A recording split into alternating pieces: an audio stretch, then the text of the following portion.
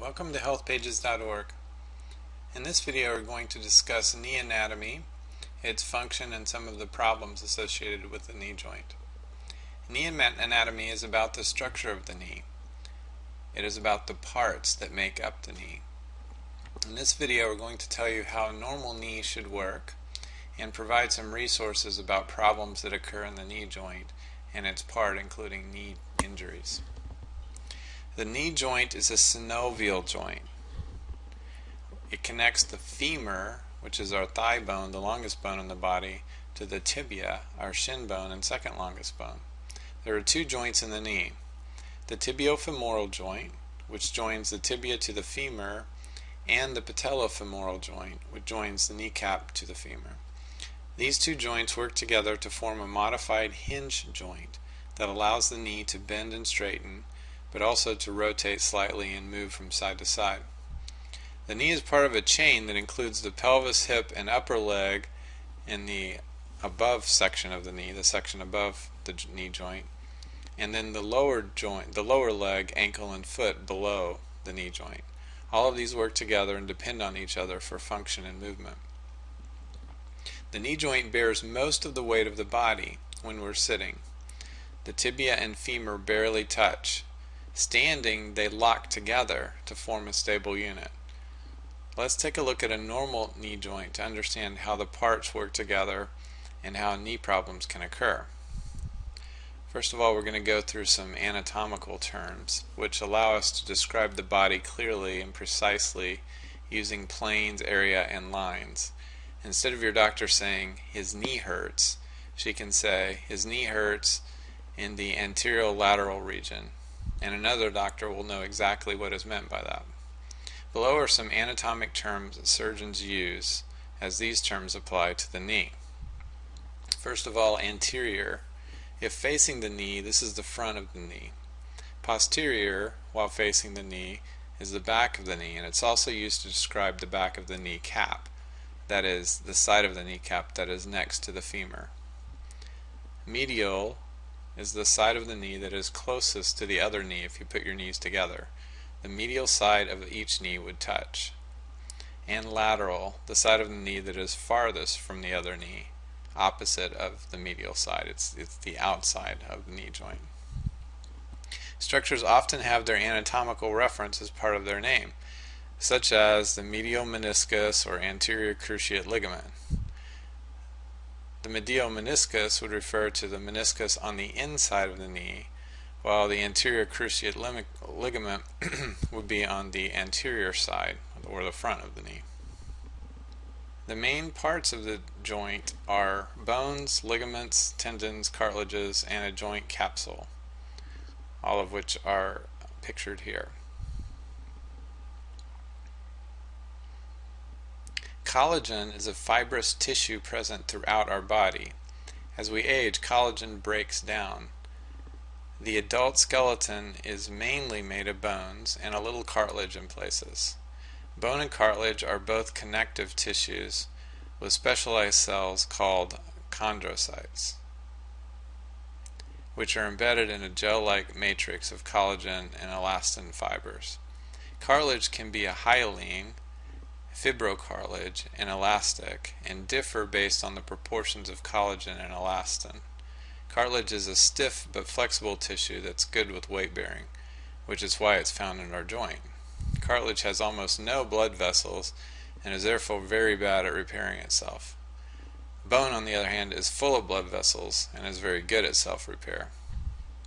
It is the high water content that makes cartilage flexible. Now let's discuss the bones of the knee.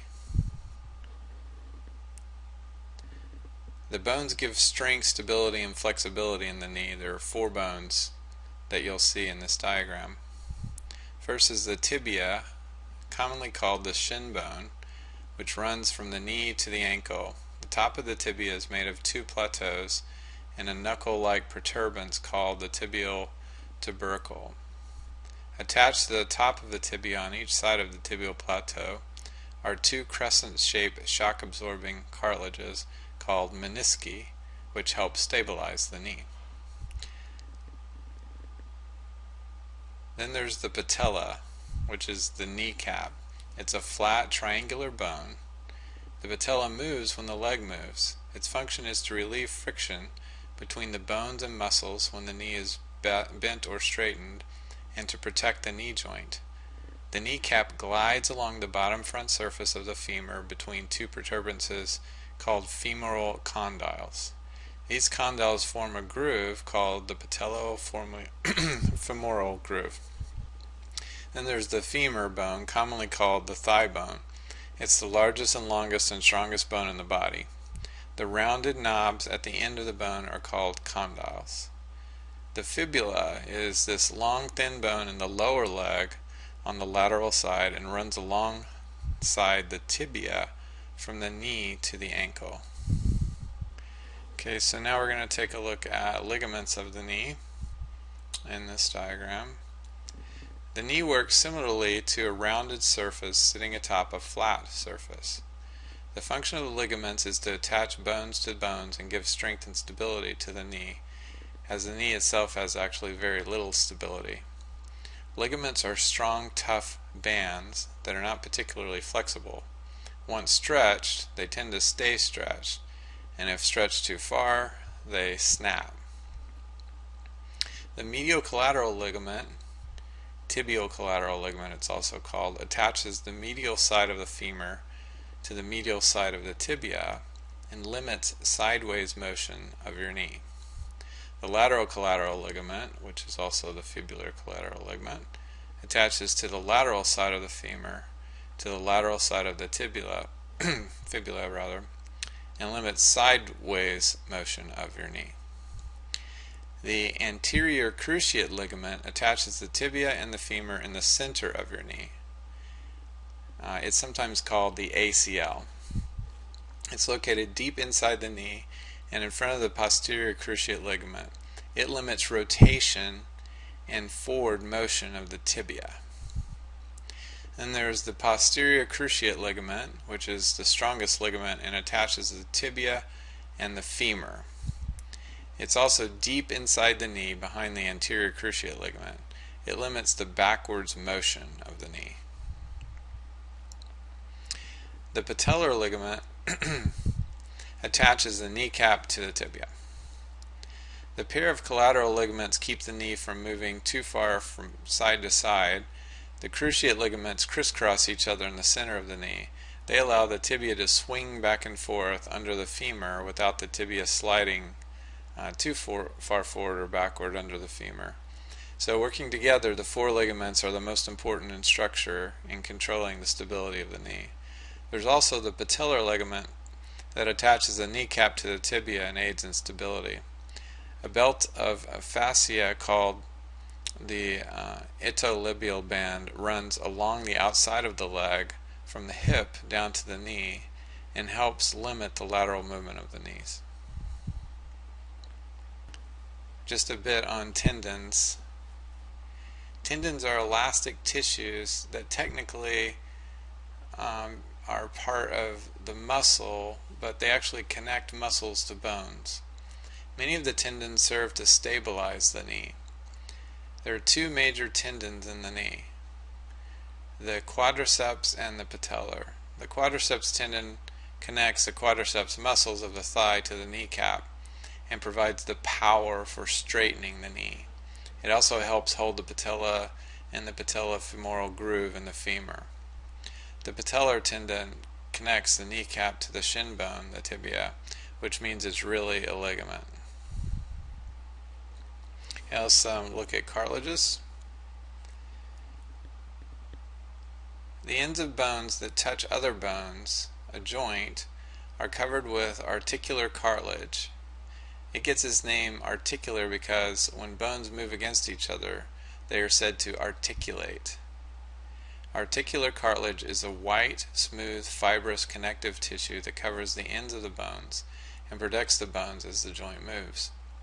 It also allows the bones to move more freely against each other. The articular cartilages of the knee cover the ends of the femur, the top of the tibia, and the back of the patella. In the middle of the knee are menisci, disc-shaped cushions that act as shock absorbers.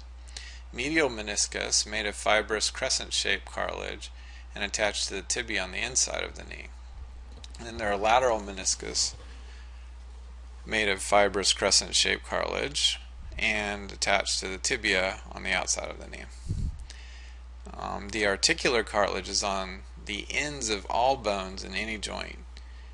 In the knee joint, it covers the ends of the femur and tibia and the back of the patella. This articular cartilage is kept slippery by synovial fluid, and it kind of looks like egg white, made by the synovial membrane, which is actually just the lining of the joint. Since the cartilage is smooth and slippery, the bones move against each other easily and without pain. So in a healthy knee, the rubbery meniscus cartilage absorbs shock and the side forces placed on the knee. Together, the menisci sit on top of the tibia and help spread the weight-bearing force over a larger area. Because the menisci are shaped like a shallow socket to accommodate the end of the femur, they help the ligaments in making the knee stable. Because the menisci help spread out the weight-bearing across the joint, they also keep the articular cartilage from wearing away at friction points. The weight-bearing bones in our body are usually protected with articular cartilage, which is a thin, tough, flexible, slippery surface which is lubricated by synovial fluid. The synovial fluid is both viscous and sticky as a lubricant. Synovial fluid and other articular cartilage are a very slippery combination. It's actually 3 times more slippery than skating on ice, and 4 to 10 times more slippery than metal on plastic knee replacement. Synovial fluid is what allows us to flex our joints under great pressure without wear. Now we're going to take a look at the muscles in the knee. The muscles in the leg keep the knee stable and keep it aligned and moving. The quadriceps, which are the thigh muscles, and also the hamstrings. There are 2 main muscle groups, the quadriceps and hamstrings. The quadriceps are a collection of 4 muscles on the front of the thigh and are responsible for straightening the knee by bringing a bent knee to a straight position.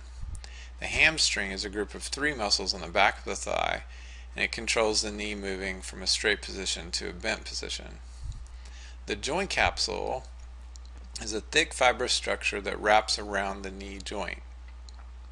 Inside the capsule is a synovial membrane, which is lined by the synovium, a soft tissue that secretes synovial fluid when it gets inflamed and also provides lubrication for the knee. There are up to 13 bursa of various size in and around the knee. These fluid-filled sacs cushion the joint and reduce friction between muscles, bones, tendons, and ligaments. There are bursa located underneath the tendons and ligaments on both the lateral and medial sides of the knee. The prepatellar bursa is one of the most significant bursa and is located on the front of the knee just under the skin. It protects the kneecap. In addition to bursae, there is an infrapatellar flat pad that helps cushion the kneecap.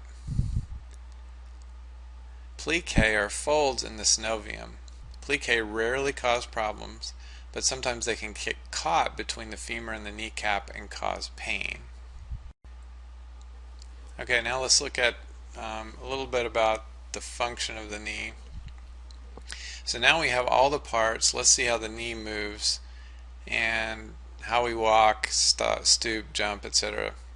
The knee is limited movement and is designed to move like a hinge and not so much a twisting motion, although it's capable of doing a little bit of that. The quadriceps mechanism is made of the patella, patellar tendon, and the quadricep muscles on the front of the upper leg. The patella fills into the patellofemoral groove on the front of the femur and acts like a fulcrum to give the leg its power. The patella slides up and down the groove as the knee bends. When the quadricep muscles contract, they cause the knee to straighten. When they relax, the knee bends. In addition, the hamstring and calf muscles help flex and support the knee.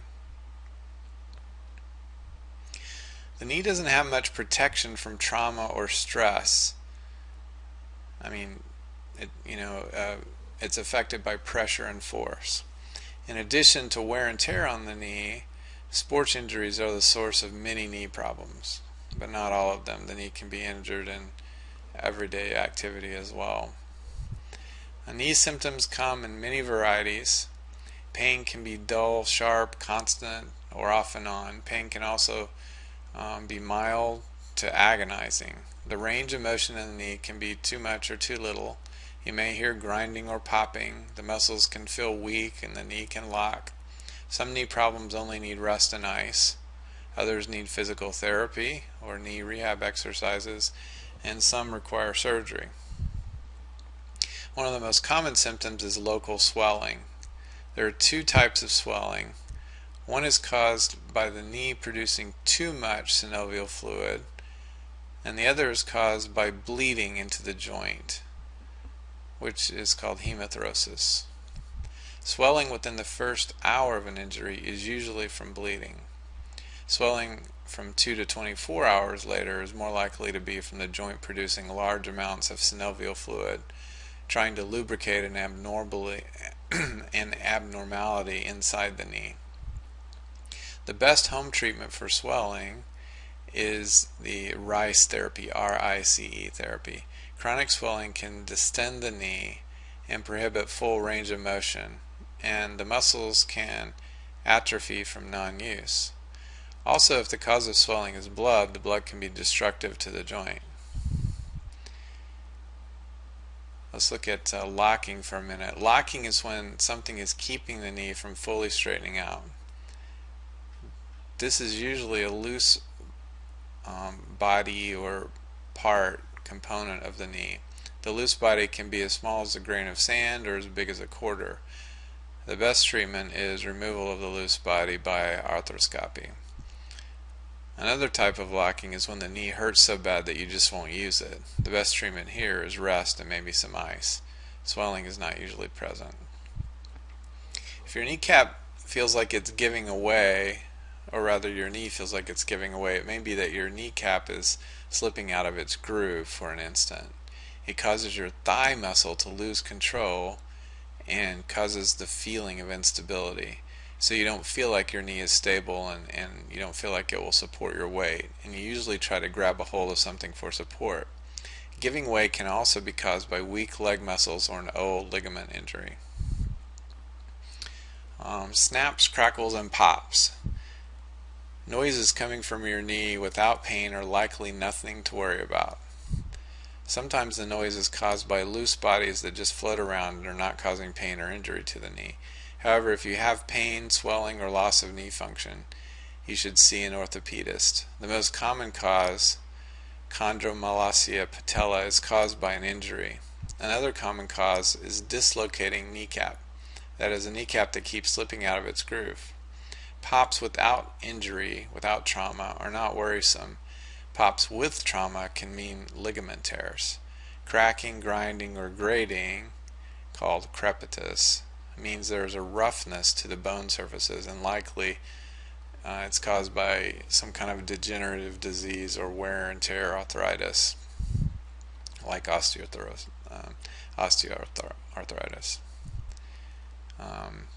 Pain and tenderness in the knee. Where and how bad the pain is will help find the underlying cause. It also helps to know what caused it and what makes it hurt. Pain that gets worse with activity is often tendinitis or stress fractures. Pain and tenderness accompanied by swelling can be more serious, such as a tear or sprain. Some pain can be caused by muscle spasms associated with trauma. And next we're going to talk about some pathological conditions and syndromes in the knee. One of those is osteochondritis dissecans. Osteoarthritis, which is actually degenerative arthritis, is caused by aging and wear and tear of cartilage, and symptoms may include knee pain, stiffness, and swelling. There can also be infectious arthritis. There is condylomalatial patellae. This is pain from irritation of the cartilage on the underside of the kneecap, and it's a common cause of knee pain in young people. Gout is a form of arthritis caused by buildup of uric acid crystals in a joint. Sometimes the knees may be affected and it can cause really severe pain and swelling. There's also Pilica syndrome. There's rheumatoid arthritis, which is an autoimmune condition that can cause arthritis in any joint, actually, including the knees. If untreated, rheumatoid arthritis can cause permanent joint damage. And then there are a couple of other conditions, for example, chondromalacia and osteoarthritis.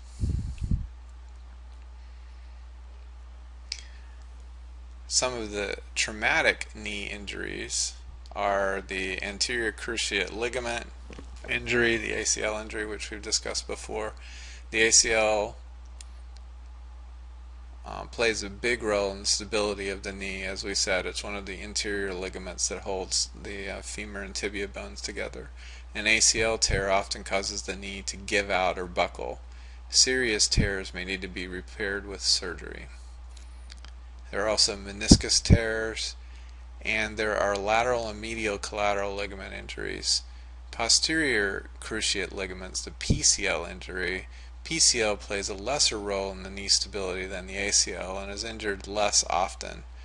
Physical therapy instead of surgery is often used to repair those kind of injuries. And there are patellar injuries and also dislocation of the patella, rupture of the patella tendon, and then fracture and stress fractures. Some of the repetitive knee injuries are the patellofemoral syndrome, or sometimes called runner's knee, tendinitis, bursitis, which is sometimes called housemaid's knee, philotibia band syndrome, Osgood-Schlatter disease. We will discuss knee surgery in a different video. In that video we'll talk about knee replacement and knee arthroscopy. Thank you for watching, and be sure to visit healthpages.org for other kinds of anatomy information and health information of all kinds.